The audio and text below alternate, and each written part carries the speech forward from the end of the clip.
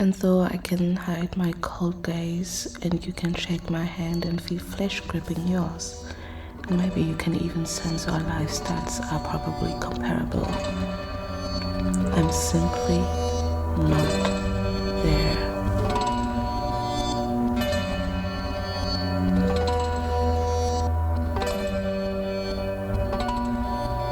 Okay, let's go. So, who is Patrick Bateman? Patrick Bateman is an American investment banking executive who is part of what we know as the American Wall Street. So, yes, he is a 127 years old and is a very good looking and neat man. And he follows up a really strict morning routine, which we can see in the beginning of the movie. And it's really, really specific. This morning routine consists of putting on an ice pack while doing up to 1,000 crunches, a deep pore cleansing lotion, water activated gel cleanser, and a honey almond body scrub while in the shower. On the face, exfoliating gel scrub. After that, he puts on an herb and facial mask, which he leaves on and does like a million more steps that I don't want to count in. And after he takes the mask off, he tells us this. But there is no real me, only an entity, something illusory. And though I can hide my cold gaze, and you can shake my hand and feel flesh gripping yours, and maybe you can even sense our lifestyles are probably comparable, I simply am not there. So, who is Patrick Bateman really? Because he tells us that he doesn't exist. So let us look into his social life. Patrick Bateman seems like a pretty outgoing person who has a fiancé, a side piece, and friends that look like are in the same tax bracket as he is. And although we see him being an extrovert and going out and doing these things, as his thoughts seem really distant, and he just judges the people while being there. He judges them and he wants them to fit into his idea of life. He wants them to be perfect for him. When they don't fit into his idea and imagination in this situation, he gets uncomfortable and he tries to manipulate the people around him to act a certain way, to eat certain things. So he has like a vision in his mind, which is like this perfect moment, and he wants it to be exactly this. So he tells people like what to eat and what to do, and yes, or tries to manipulate them into doing these things. He tells basically his dates, yeah, you will like it, just take this. And yes, that is Patrick Bateman in his social life. And after his social life, and in his social life, we can see a really, really competitive behavior. And this is part number 3, competitive behavior. We see him writing in his scrapbook, or just doing random cards, or acting busy, doing monologues that are in his head, and yeah, basically everything what people do working in an office. And when we look into the scenes with his colleagues, we always see him asking them information about their life and wanting to know everything, and especially in the scene with the business cards. And when we see this scene with the business cards, we can see that his inner thoughts differ from what he's saying, but we can also see it on his face that he is literally struggling to be okay with people having a better design than him. He gets really frustrated, and we can see physical sweat and pain in his eyes. And he wants to be the best, and he can't stand anyone else has a better idea, or has a better design, or has does better things than him. He's really competitive about that, and he is really struggling to, he seems a little bit insecure about that. For the normal eye, all these cars they were showing look the same. For me, this is the funniest scene of the movie because I'm always laughing. Like, guys, these cards, nobody cares about these cards but you. Nobody would care and if there's a difference or not. But for me, the cars look the same, and the people, his colleagues, they look like him too. They all look the same. All have the same clean boy Valentino suit wearing, which energy. I feel like this is important because knowing that these are basically all American Psycho, but we can't see their thoughts. We only can see his thoughts. The killings of Mr. Bateman seem really impulsive and aggressive. He always has a thought about killing these people, but his execution is really random and violent and impulsive. What we can agree on is that every single murder of Patrick Bateman is out of malicious intent. The first victim was a homeless person, and he didn't fit into Patrick Bateman's standard, so he had to die. And he just got angry for no reason, and he wanted to show him that he is better than him and that his way of living is disgusting and his way of living doesn't fit his vision. And that is why he got in a lot of rage and just killed him and that poor dog.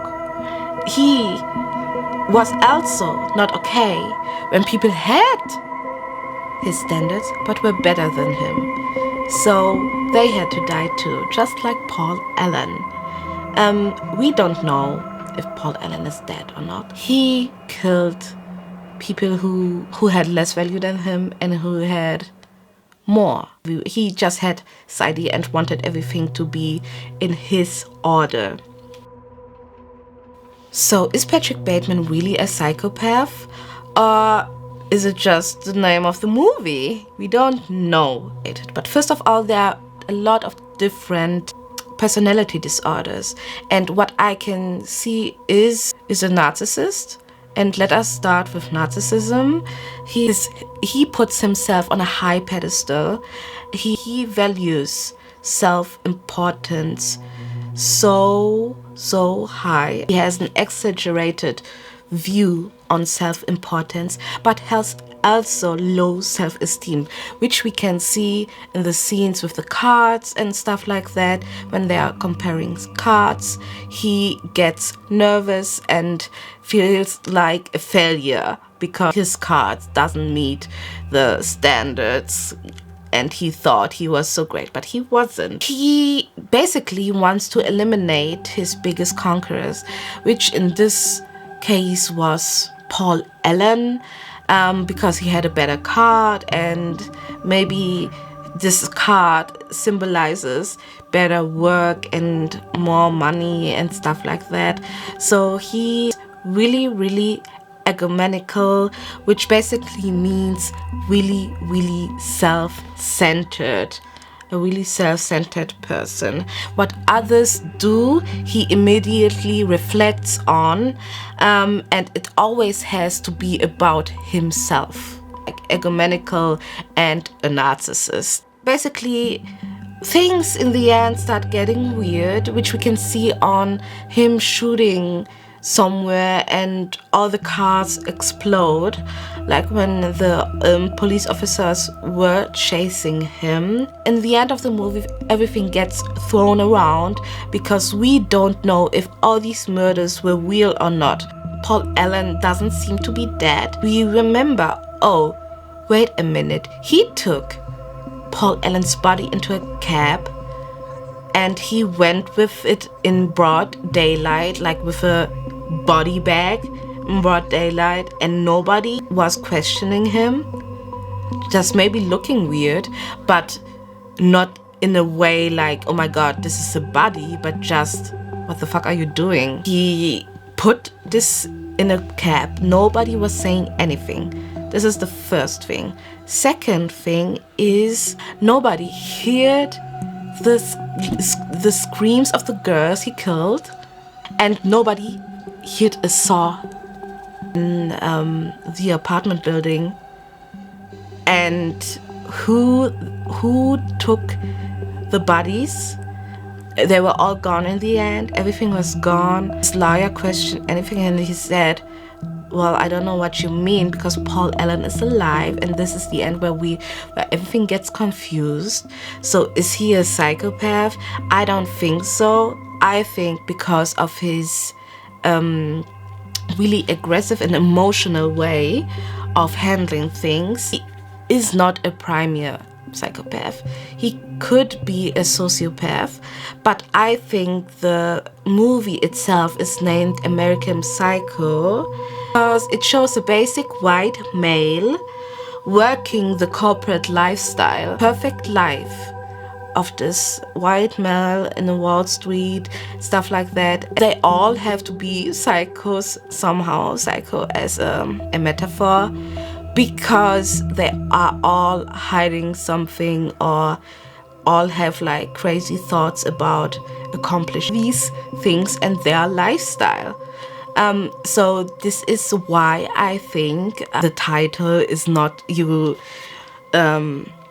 should not like really focus on that, but focus on the story itself. And I think it's a great movie. Christian Bale did great, and I don't know if it is important for us to know if everything was real or not, because clearly the director didn't want us to know and just want us to see and comprehend the lifestyle, the things that you have to pay for being in these kind of things, and having this really, really difficult lifestyle. But everything seems perfect. Not everything is perfect.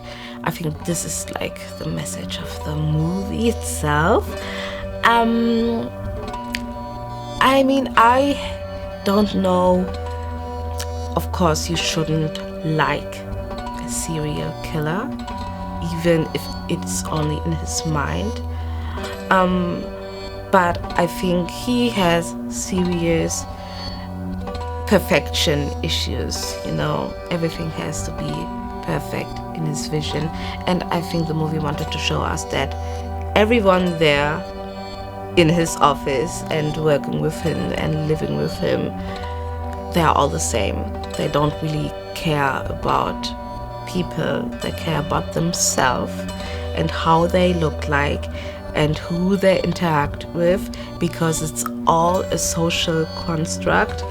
And yes, psychopath, no, not at all. He's way too emotional for him being a psychopath, but he's a narcissist. He's egomaniacal, and he has sociopathic tendencies with the killings and stuff, and he has delusions. A lot of psychopaths, I guess I read that psychopaths don't really have delusions, but sociopaths do. So yes, this is everything, and this is my video about The American Psycho. If you enjoyed it, please leave a thumbs up, like and subscribe. I really want to do more of videos like this, even though it's a lot of work, but I hope you enjoyed it. And yes, let's I don't know. Peace. Bye.